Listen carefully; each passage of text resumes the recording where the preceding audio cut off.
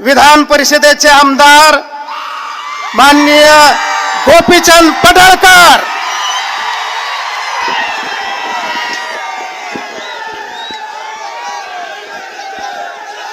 महाराष्ट्रातील ओबीसींच्या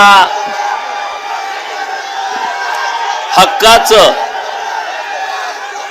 आणि आरक्षणाचं संरक्षण करण्यासाठी आज या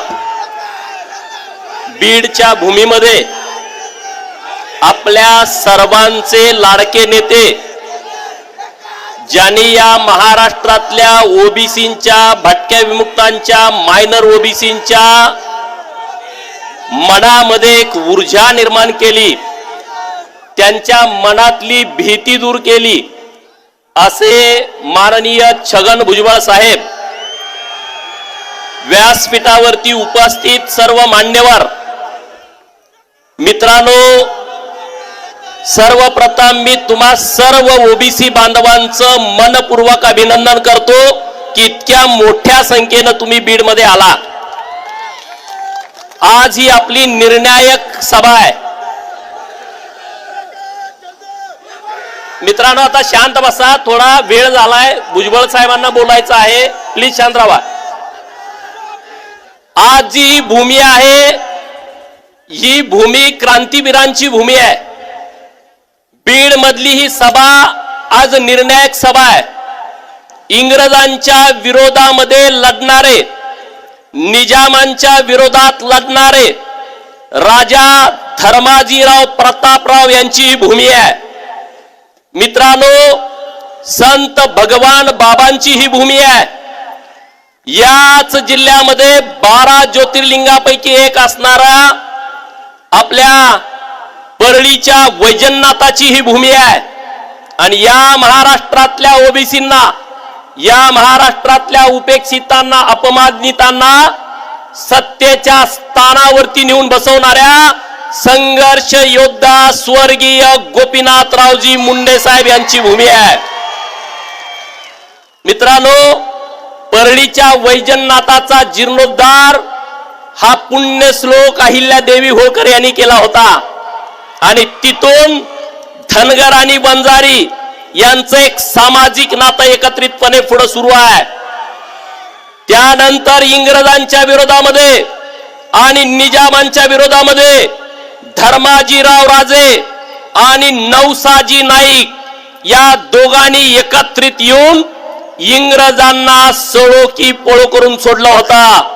इंग्रजांचे सगळे आणि निजामांचे सगळ्या सैन्यां तळावरती ते हल्ले करायचे आणि त्यांच्या सगळे शस्त्र घ्यायचे आणि परत त्यांच्यावरती चालून जायचे.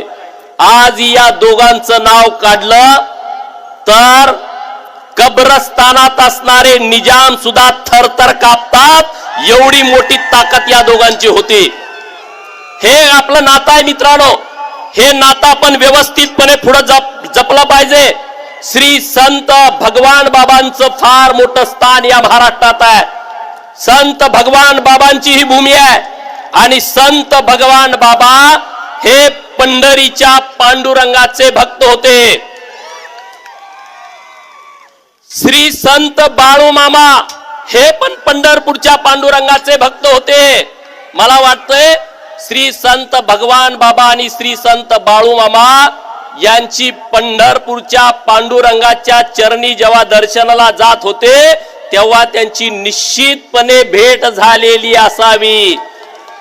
नुसती भेट नाही, त्यांची चर्चा पण झाली असेल.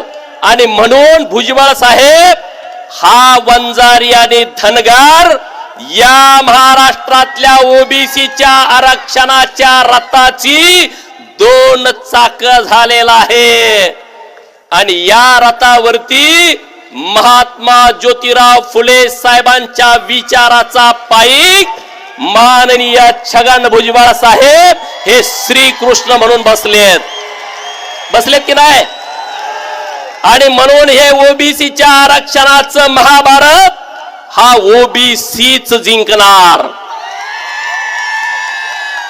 कारण माळी, धनगर, वंजारी, ओबीसी आणि भटके विमुक्त हे 5 पांडव एकत्रित येऊन लढतायत आणि त्यामुळं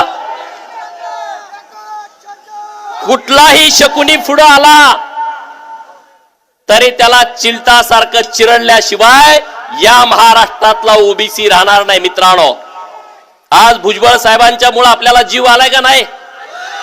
नाहीतर गावात बोलायची तर भीती, इकडे बघायचं तिकडे बघायचं, कोण बघतोय का? आता गावगाड्यातला पोरगा सुद्धा सोशल मीडियामध्ये येऊन स्वतःचं मत मांडायला लागला. याचं सर्व श्रेय माननीय भुजबळ साहेबांना जात की नाही जात? अरे मित्रांनो, गोपीनाथराव मुंडे साहेबांना त्यांच्या आयुष्यामध्ये फक्त 4.5 वर्ष सत्ता मिळाली. किती वर्ष?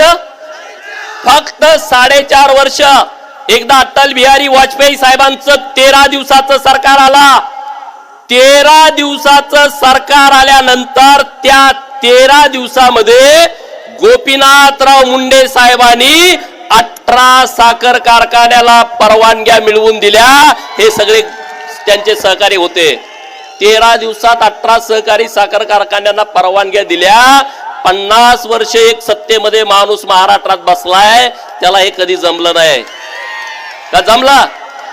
मी का सांगतोय तुम्हाला की ओबीसीकडे नेतृत्व कधी आलं नाही. अरे एकट्या मुंडे साहेबांच्याकडे 13 दिवसाचं अटल बिहारी साहेबांच्या सरकारमधलं नेतृत्व आलं तर त्यांनी 18 कारखान्यांना परवानग्या मिळवून दिल्या.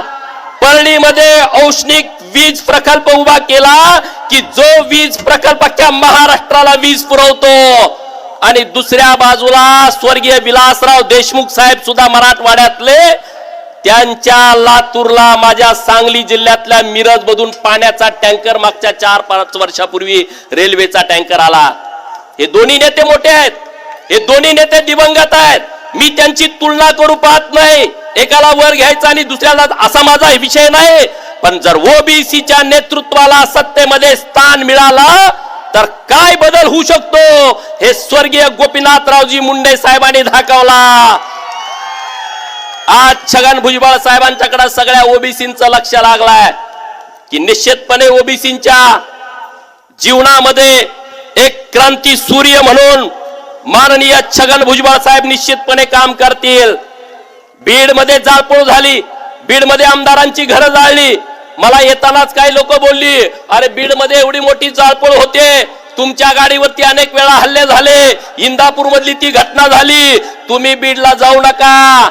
अरे म्हटलं मी, स्वर्गीय गोपीनाथराव मुंडे साहेबांची शिकवण आहे, किती जरी हल्ले झाले तर सत्ता स्थानापर्यंत जोपर्यंत या महाराष्ट्रातला ओबीसी आणि भटका विमुक्त जात नाही तोपर्यंत आमच्या शरीरात रक्ताचा थेंब आहे, तोपर्यंत आम्ही लढत राहू.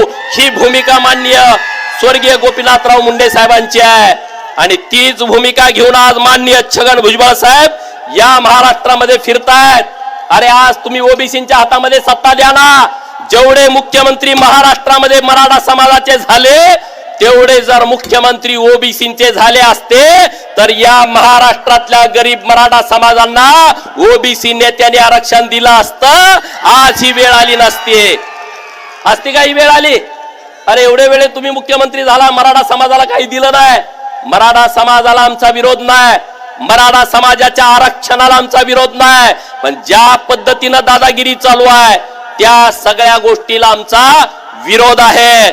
आणि म्हणून ओबीसीच्या आरक्षणाला अजिबात धक्का लागता कामा नये, ही तर भूमिका आमची आहे. पण चुकीच्या पद्धतीनं तुम्ही जे दाखले देताय, चुकीच्या पद्धतीनं भुजबळ साहेबांनी सगळे पुरावे तुम्हाला दिले की कशा पद्धतीनं तुम्ही ओबीसीचे दाखले देताय, कुणबीचे दाखले देताय. आणि म्हणून माझी मागणी आहे की ज्या शिंदे समितीच्या माध्यमातून या महाराष्ट्रामध्ये कुणबी दाखल्यांचं वाटप सुरू आहे ती शिंदे समिती तात्काळ बरखास्त केली पाहिजे.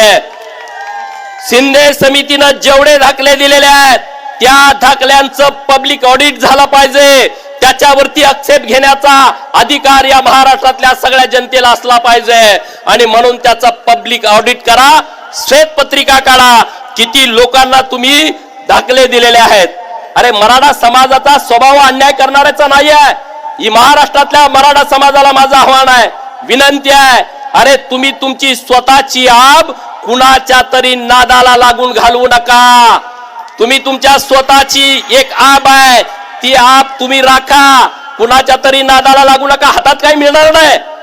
माननीय छगन भुजबळ साहेबांनी जो लढा उभा केलाय ना, याला विचाराचा अधिष्ठान आहे. उगच उठले आणि म्हणून लढ्याला सुरुवात केली असा त्याचा अर्थ नाही मित्रांनो. त्यांनी जो लढा उभा केलाय तो संविधानाला धरून लढा आहे. त्यांनी जो लढा उभा केलेला आहे तो महाराष्ट्रातल्या 346 जातीच्या अस्तित्वाचा विषय आहे. आणि म्हणून त्या लढ्याला एक वैचारिक अधिष्ठान आहे मित्रांनो. समोरच्या बाजूने लढा उभा केलाय, अरे काय त्याला वैचारिक अधिष्ठान आहे? त्याला कुठलं संविधानाचं अधिष्ठान आहे? अरे कुठलं अधिष्ठान नाही. परंतु आम्ही काही करू, आम्ही जे बोलील ते झालं पाहिजे अशी भूमिका घेऊन काही लोक महाराष्ट्रामध्ये काम करण्याचा प्रयत्न करतायत. अरे ज्या मराठा समाजामध्ये छत्रपती शिवाजी महाराजांचा जन्म झाला, ज्या मराठा समाजामध्ये राजश्री शाहू महाराजांचा जन्म झाला, तो मराठा समाज अन्याय करू शकतो का? अन्याय करणाऱ्यांच्या विरुद्ध ही मराठा व्याख्या आहे. अन्याय करणाऱ्यांच्या बाजूने उभा राहणं ही मराठा व्याख्या होऊ शकत नाही. म्हणून महाराष्ट्रातल्या सुज्ञ मराठा समाजाने पुढे यावा. ओबीसीतून आरक्षण जे मागितलं जात आहे त्या विषयाला तुम्ही विरोध करावा. तुम्ही जर विरोध नाही केला तर तुम्हाला येत्या काही काळामध्ये तुमचं किती मोठं नुकसान या चळवळीमुळे होणार आहे हे तुम्हाला येणारा काळ हे तुम्हाला उत्तर देईल का नाही देईल? अरे आमची लोक बोलत नसतील, पण जेव्हा ती कृती करतील तेव्हा ती जोरात तुम्हाला त्याचं उत्तर दिल्याशिवाय राहणार नाहीत. मित्रांनो, डॉक्टर बाबासाहेब आंबेडकर साहेबांनी आम्हाला सगळ्यांना शिकवण दिली. शिक्षणाच्या बाबतीमध्ये आम्हाला सगळ्याला जागृत केला की तुम्ही शिका, संघटित व्हा आणि संघर्ष करा. मित्रांनो, आमची पोरं शिकायला लागली, दूध वाघिणीचं दूध पिली आणि आज या महाराष्ट्रामध्ये मोठ्या प्रमाणामध्ये संघटित व्हायला लागली. पहिल्यांदा विठ्ठल रामजी शिंदे यांनी बुद्धांनी दिलेला बहुजन शब्द हा मेन स्ट्रीम मध्ये आणला. मित्रांनो, बहुजन शब्द हा फार मोठा आहे. बहुजन शब्द आपल्याला एकत्रित करू शकतो. आज आपल्या सगळ्या बहुजनांचा नेता माननीय छगन भुजबळ साहेब आहेत आणि म्हणून बहुजनांनी सगळ्या एकत्रित आलं पाहिजे. काशीराम नावाच्या एका नेतृत्वानं जुन्या बहुजन समाज पार्टी काढली. या देशातला सगळा बहुजन गोळा केला आणि त्यांना सत्ता स्थानापर्यंत नेला. आणि महाराष्ट्रातल्या बहुजनांना ब्राह्मण विरुद्ध बहुजन आम्हाला नुसतं झुंजवत ठेवलं आणि या प्रस्थापितांनी सत्ता त्यांच्या ताब्यामध्ये ठेवली. मित्रांनो, विरोधात गेले तर आमच्या पोरांना भडकवायचं, ग्रॅज्युएट झालेल्या पोरांच्या डोक्यामध्ये काहीतरी कालवायचं, त्याला कुणाला तरी शायफेक करा, कुठंतरी पुतळा झाला, कुणाच्या तरी विरोधात बोलायला आम्हाला तयार करायचं. आणि जेव्हा सत्ता येते तेव्हा मग मेहुण्याला कारखाना द्यायचा, सासऱ्याला मेडिकल कॉलेज द्यायचा, मग कुणाला तरी जवळच्या नात्यातल्याला सुतगिरणी द्यायची. अरे किती रामोशाच्या पोरांना तुम्ही सुतगिरण्या दिल्या, किती घिसाड्याच्या पोरांना तुम्ही MIDC मध्ये जागा दिल्या, किती नंदीवाल्याच्या पोरांना तुम्ही चौकामध्ये दुकान दिलं, ग्रामपंचायतचा गाळा दिला. काय दिलं आम्हाला? तुम्ही आम्हाला काही दिलं नाही. तुम्ही सगळं या सत्तेमधलं सगळं तुम्ही हिसकावून घेतला. आणि म्हणून या बीडच्या सभेतनं सरकारकडे माझी मागणी आहे, सरकारकडे आमची विनंती आहे की ओबीसीच्या आरक्षणाला धक्का न लागता आम्ही आरक्षण देणार. अरे पण कधी? प्रत्येक जिल्ह्यात 60 जिल्हा परिषदच्या जागा असतात, प्रत्येक पंचायत समितीमध्ये 100 जिल्ह्यामध्ये 120 पंचायत समितीच्या जागा असतात. अरे 60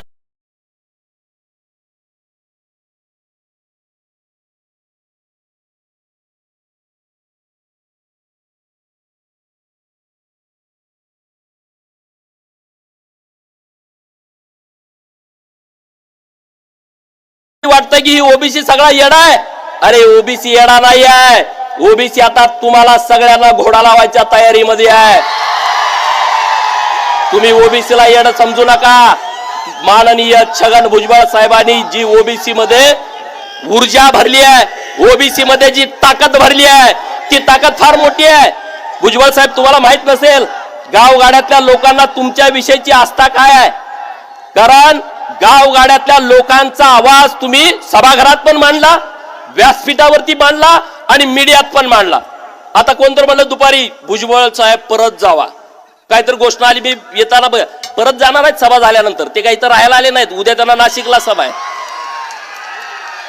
भुजबळ साहेब राजीनामा द्या. अरे तुमच्या बापांनी मंत्रीपद दिलंय का त्यांना? त्यांचं काम आहे ना महाराष्ट्रामध्ये. 90 पासून ते काम करतायत. स्वर्गीय गोपीनाथराव मुंडे साहेबांच्या खांद्याला खांदा लावून त्यांनी काम केलंय ओबीसींच्या साठी. आणि म्हणून आज कोण जर तुम्ही नादाला लागाल तर याद राखून राहावा, या महाराष्ट्रातला सगळा ओबीसी आता एक झालाय. तो ताकदीनं माननीय भुजबळ साहेबांच्या आणि व्यासपीठावरच्या सगळ्या मान्यवरांच्या पाठीमागे ठामपणे उभा आहे. आम्हाला राजकारणाची गरज नाही. आम्ही फार विचार करणारे कार्यकर्ते नाही, आम्ही येडे कार्यकर्ते आहोत. अरे इथं घरं जाळली, भुजबळ साहेबांना भूमिका मांडली.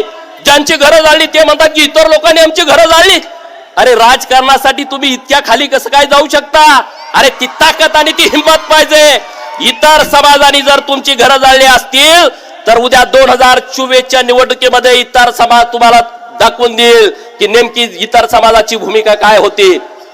कारण हे करावं लागेल मित्रांनो, या विषयावरती तुम्हाला बोलावं लागेल. आणि म्हणून आजच्या सभेतनं मी सरकारकडे विनंती करतो, स्वर्गीय गोपीनाथरावजी मुंडे साहेबांचा हा जिल्हा आहे आणि स्वर्गीय गोपीनाथराव मुंडे साहेबांचं नाव हे परळीच्या रेल्वे स्थानकाला द्यावं आणि त्याचा पाठपुरावा आम्ही करू. नंबर 1 आणि नंबर 2 ही क्रांतीची भूमी आहे.